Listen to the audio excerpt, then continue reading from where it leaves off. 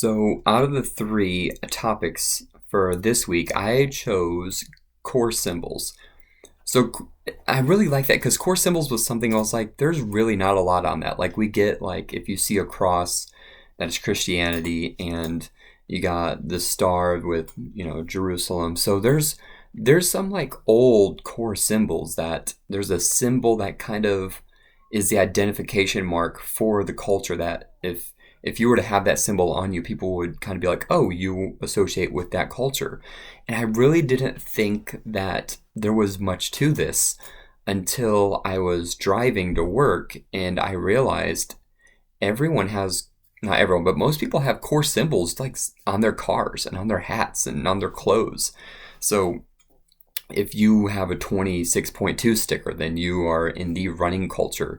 If you have the deer horns on the back windshield, then you're in the hunting culture.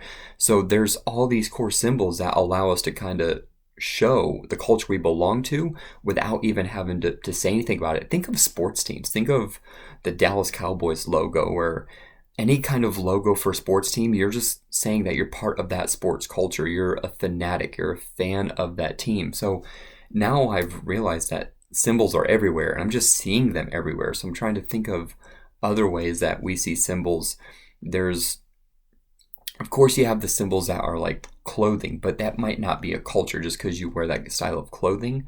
But sometimes it can be. Like, if you look at shoes, there's a huge culture behind shoes. People that wear Hokas are all about Hokas, and people that wear Nike, some people have huge collection of shoes to where almost that brand symbol can become a core symbol for the culture that that brand has created. So now we can think about how all these brands out there are trying to grow and have so much influence to where that brand symbol can become a core symbol for the culture that they've created. So it's real interesting, and that's why I love about classes like this is when you kind of dive into something and you don't think there's much to it, and then once you open your eyes, you realize that it's everywhere. So core symbols are everywhere, and I can kind of think about if you have any core symbols that maybe you display that let people know what culture you belong to.